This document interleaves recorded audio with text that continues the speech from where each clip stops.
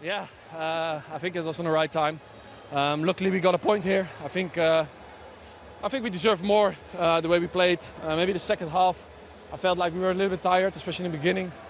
We didn't really get the chance to get out of our half. And then obviously it's waiting until they have. I mean, the first goal, I think it's a little bit lucky. I blocked the ball, it goes in. It's a difficult situation. I'm a little bit upset about that. But in the end, I'm really proud of the team, how we fought back. And in the end, get a point in a quite a difficult stadium. Look, were you a little bit shell-shocked to go 2-1 down, that Richarlison goal, and then you've got a couple of minutes? But what does that show about this United that you still found a way? Well, I think it's the same as last week. I mean, last year we lost against Forest 1-0. Last season we lost against Tottenham 1-0. And today and also last week you see that we still have the fire in our belly to get a point, to get a goal, even with 10 men.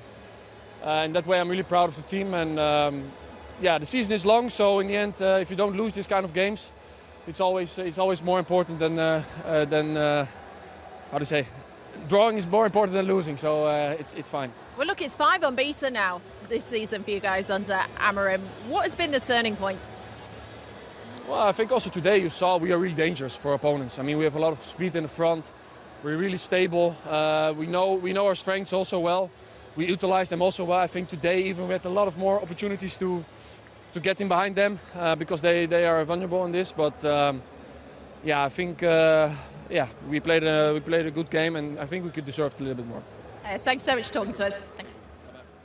Well, it's a big goal from the Dutchman, his third in the Premier League, and as you can hear, one that has ensured a point that he feels is the least Manchester United deserved today, having conceded those 2 goals in 7 minutes. And Manchester United haven't scored many from set pieces, actually. Nice to see a goal from a defender and sharing these goals around. It is, and it's normal to score from a set piece for defender. But the major thing here for me is during the game he was marked in a set pieces by Brennan Johnson, which for me, as we spoke with Jay, is a mismatch. You know, the Ligt is a strong and powerful defender. Brennan Johnson is quite the opposite. He is not as strong as him. You can see, especially on this set piece, how he loses the Ligt from the side.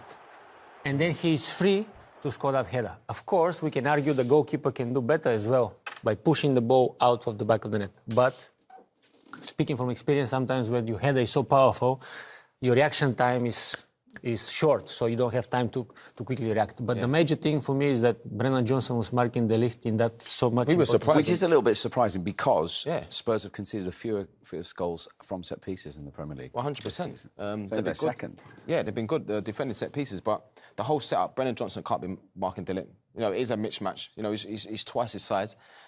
He loses him too easy. I think just panics and he gets himself in the area where he's free. You know, and obviously Spurs end up conceding and that. And I mean, when you work so hard to get back into the game, and then you concede in that manner, and that, of course, is disappointing. And the way they got back in, I mean, the game seemed to be drifting away from Tottenham at 1-0 down, and then bang, from nowhere, 2 in 7 minutes. Yeah, but like I mean, it's a transition. It's a transition. Odegaard does really well here, to be fair. You know, it's just like sort of like drop of the hips, brilliant.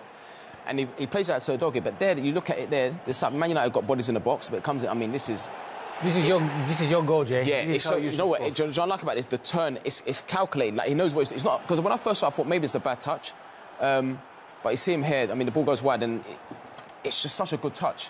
You know, he means to do it, and, you know, you see here, but even so, I just feel like, I spoke before to Mbeumo, I said about, when I played against Ferdinand and Vidic, and you know, if you got the better of the first man, the other man would always cover. And I just think, when you look at it here, I've just felt like Luke Shaw maybe, because when the ball goes wide, you're defending the box.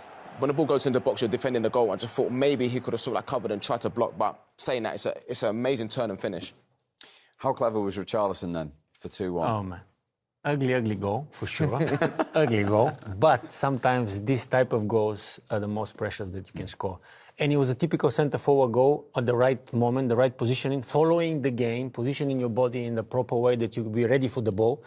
And I don't think he even scored with a header. Probably a shoulder or something like this. But he was right there where he's supposed to be and following. So that was one centre-forward at one end. But I must ask you, at 1-1, Benjamin Šeško on as a substitute, and actually came off injured in this as well. How big a moment was this for him and for United? Because if this goes in, he makes his confidence sky high, doesn't he?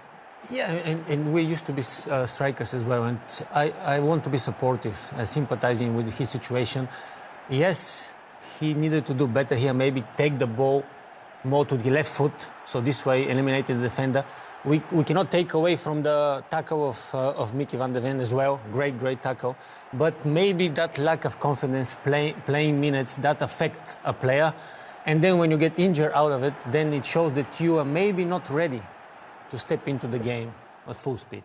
And I said that I said before the game, at the top of the show, I said that for a centre forward, when you've rested, dropped, whatever it is, you're not in the team and you're disappointed, but make sure you're ready to come on because you can change the game. You know, you get a moment, you get a chance where you can change the game. And I felt like that's his chance. I'm not saying it was an easy chance because it was a great tackle, but at the same time, when you go through like conviction and if you're scoring goals for fun and you're in the group, oh yeah, Probably he's going to score. It's the first touch always makes the goal, and the first touch. If you take the ball off the line, away from the defender, then you can go and finish. But when he watches it back, he'll be disappointed that because it didn't actually have a shot at goal. So yeah, and obviously it ends up getting injured. But that's why you have to be ready to come on and make an impact. So let's get the shoulder goal out of the way then. You describe it as ugly, but it was a huge goal for Tottenham at the time and for Richarlison as you saw his reaction. Some of the most important goals are the ugliest one. But again, the right moment at the right time. Look at him. He's following and waiting for the ball. The Red Devils view this move as a crucial step in strengthening squad depth